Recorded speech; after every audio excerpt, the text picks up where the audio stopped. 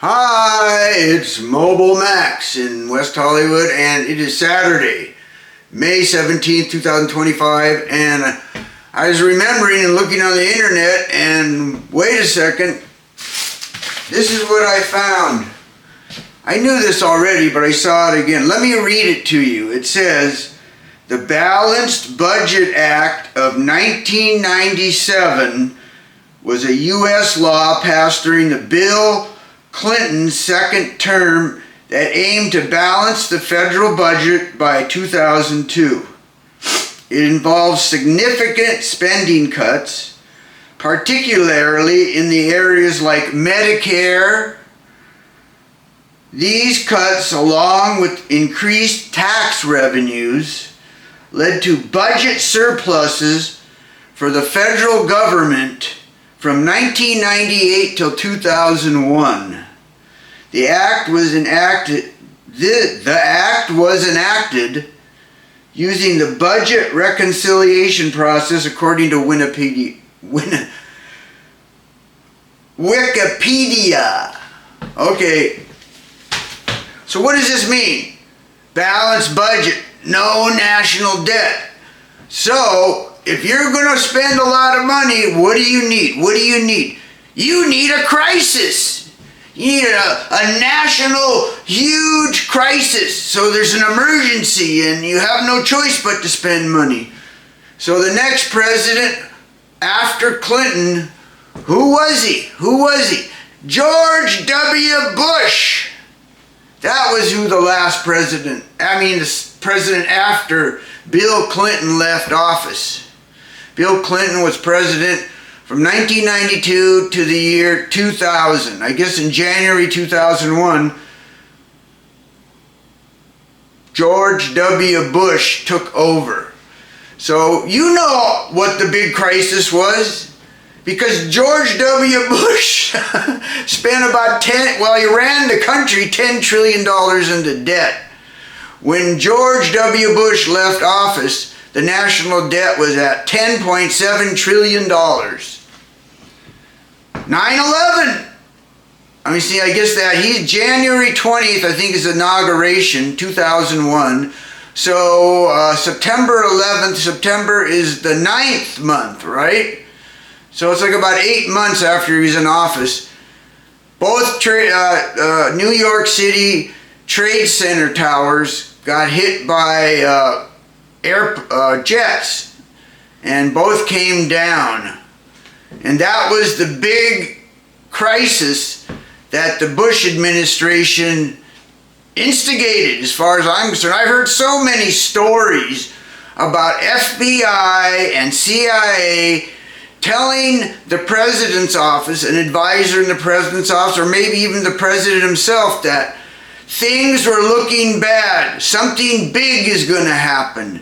I even remember FBI agents sending memos to the White House and telling them that foreign nationals, Arabs, were taking commercial jet flying lessons. Nothing landing, nothing taking off, but only learning how to fly them. And these memos were sent over and over and over to the president and his advisors for many months. In fact, the CIA had like this stack. I saw a video on that. And anyway, what it was, the CIA had stacks of copies of the warnings that they sent to the Bush administration, and some guy had them stacked up somewhere just before 9/11, and another CIA agent asked him what all these papers were, and he said, I'm going to get these all together, all these warnings, so when it happens, I'm going to cover myself. So Bush knew it was going to happen, I guarantee it. There's no hard evidence. Of course not. Is there ever? Anyway, after that, what did he do? Declared war on Iraq and made up shit. They had weapons of mass destruction. Never happened. Saddam Hussein got rid of all his nuclear shit many years before then. Anyway, they just needed an excuse and they did it.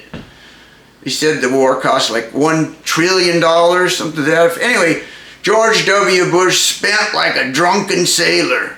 He spent a lot of the taxpayers' money. So, you need a crisis. Oh, what crisis have we had lately? Oh, COVID! Right, the COVID pandemic. Emergency! Hurry! Big problems. Everybody's got to stay out of school, stay out of work. You remember COVID. What was it, like 2020, 2019?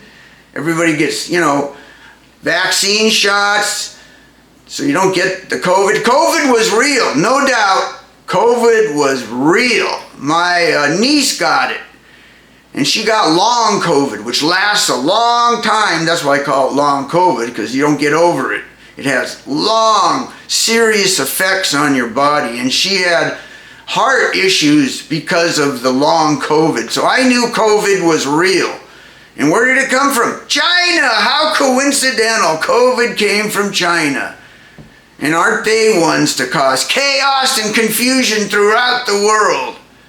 Like I said before, chaos and confusion leads to opportunity. Opportunity to get rid of the government and replace it with more friendly figures. Anyway, they used this crisis of COVID to spend your money with no safeguards. I remember it here in California. They were in such a big rush to hand out the money. And anybody could get the money. And anybody could lie and cheat and get more money. I think that this pandemic, especially here in California, created millions of white-collar criminals. Because all you needed to do to get a bunch of money, they were loaning money to businesses who were, taking off because of the COVID, and they said they would cover 75% of your overhead. So a lot of businesses, because they had, and these loans from the government didn't require any collateral. They were made very quickly. I guess all you had to do was show them what your expenses were, how much you paid for employees and the water and rent and stuff like that. Well, people made up exorbitant balance sheets with, they created a lot more employees and blew up everything and got tens of millions of dollars, and they had no safeguards. They weren't in any particular rush to check anything out. They were in a big rush to hand the money out, and that's what they did, boy. They sure handed that money out. And then also, under the unemployment insurance, they sent a lot of money out that way. But what these criminals did is they found empty houses and then had the state send huge amounts of money to these fake identities at these fake houses that were empty. Anyway, they definitely made up COVID and used it to pass out trillions of dollars. Trillions, not billions, trillions of dollars. They passed it out to everybody, corporations, airlines, you name it. Everybody got money, and the criminals got a lot of money too.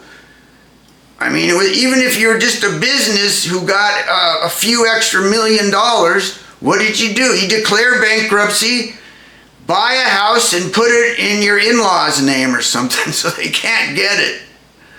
Whatever, I'm sure there's many, many ways to hide your money once you got it. Oh, by the way, is the federal government, and in particular California, going after all that fraudulent funds of the taxpayer money that they lost during the pandemic? They have any group, any policemen who are trying to get our money back from these fraudsters, or people who inflated the value of their balance sheet or whatever, or lied about how many employees they had? Is our state of California trying to get the taxpayers' money back? And I would say no. Let me tell you about Kern County.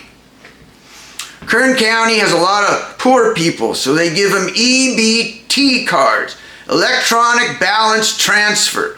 It used to be called food stamps, but for the liberals, food stamps is too pejorative.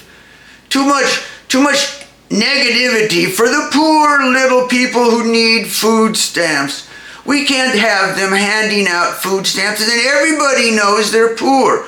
No, we have to protect our poor. So now, like they do with many other things, they change the name. Now, instead of food stamps, it's electronic balance transfer. That's EBT. And for years now in Kern County, they've had hundreds of millions of dollars worth of fraud because these Romanian gypsy, and they got a church, the Romanian Gypsy Church, have been putting what do those call them, skimmers in the machines, so they're getting, and then they have little pinholes in the ATM machines where they get the person's PIN.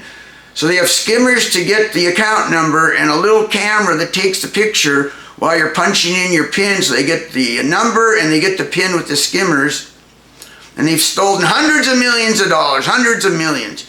So you think that California would create some kind of squad and hire extra people so they can stop this like rampant fraud of stealing everybody's money.